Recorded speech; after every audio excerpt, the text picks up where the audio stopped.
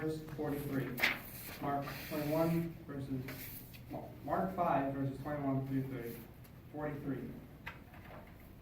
When Jesus had again crossed over by boat to the other side of the lake, a large crowd gathered around him while he was by the lake. One of the synagogue leaders, named Jairus, came, and when he saw Jesus, he fell at his feet. He pleaded earnestly with him, "My little daughter is dying. Please come and put your hands on her so that she will be healed and live." So Jesus went with him. A large crowd followed and pressed around him. And a woman was there who had been subject to bleeding for 12 years. She had suffered a great deal under the care of many doctors, and had spent all she had. Yet, instead of getting better, she grew worse. When she heard about Jesus, she came up behind him in the crowd and touched his cloak, because she thought, "If I just touch his clothes, I will be healed." Immediately, her bleeding stopped, and she felt in her body that she was freed from her suffering. At once, Jesus realized that power had gone out from him. He turned around in the crowd and asked, "Who touched my clothes?" "You see the people crowding against you," his disciples answered, "and yet you can ask, 'Who touched me?'" But Jesus kept looking around to see who had done it. Then the woman, knowing what had happened to her, came and fell at his feet, and trembling with fear, told him the whole truth. He said to her, "Daughter, your faith has healed you. Go in peace and be freed from your suffering." While Jesus was still speaking, some people came from the house of Jairus, the synagogue leader. "Your daughter is dead," they said. "Why bother the teacher anymore?" Overhearing what they said, Jesus told them, "Don't be afraid, just believe." He did not let anyone follow him except Peter, James, and John, the brother of James. When they came to the home of the synagogue leader, Jesus saw a commotion with people crying and wailing loudly. He went in and said to them, "Why all this commotion and wailing? The child is not dead, but asleep." But they laughed at him. After he put them all out, he took the child's father and mother and the disciples who were with him and went in where the child was.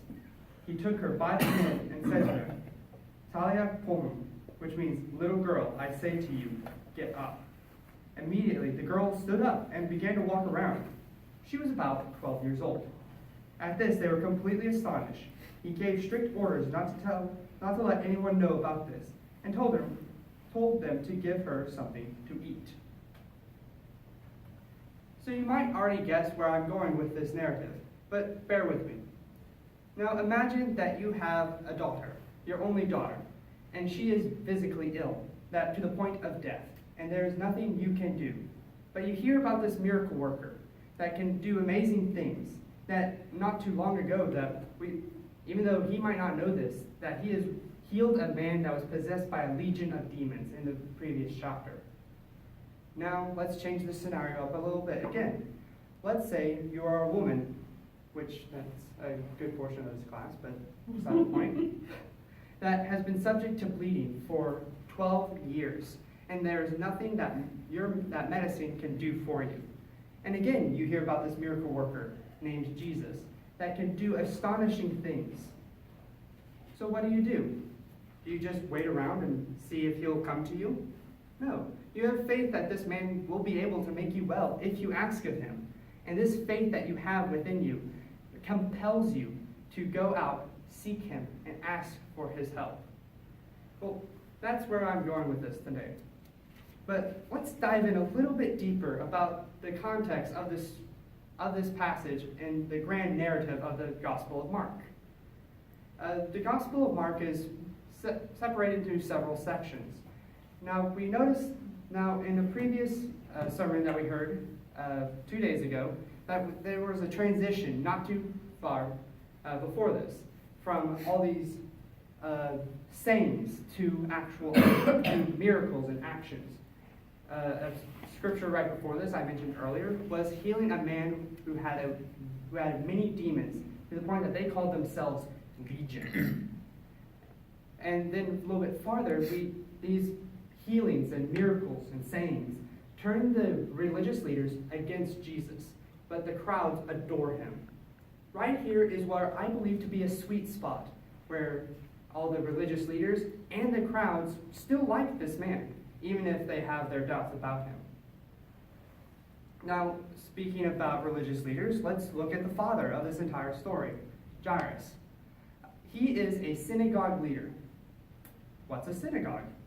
Well, long history short, the entire narrative of synagogues is basically what we would call churches today. Little small pockets of Jewish gathering places throughout the world after they were dispersed back in the time of ancient Israel. These little pockets were places of worship. Now, they weren't the full extent like they would be at the temple in Jerusalem, but they would be able to read from the Torah and the prophets about the coming Messiah and the narrative of their people. The synagogue leaders were usually consisted of Pharisees and teachers of the law.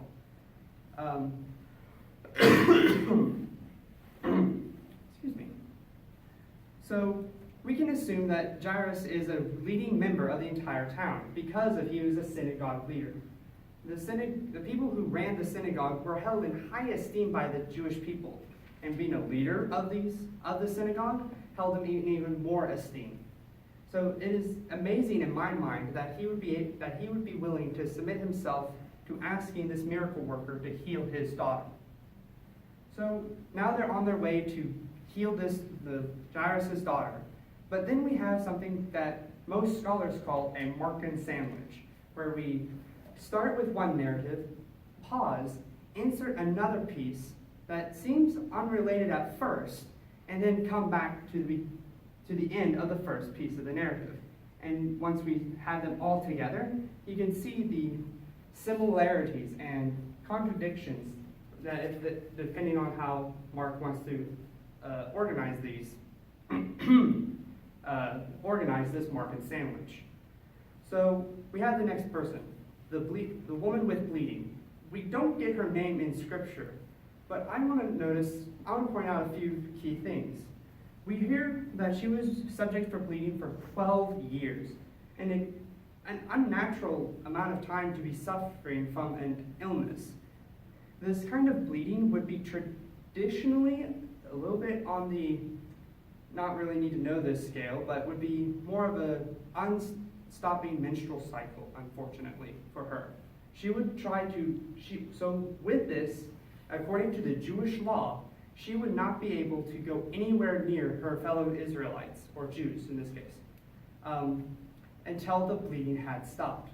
She was ostracized from her community because of what is happening to her.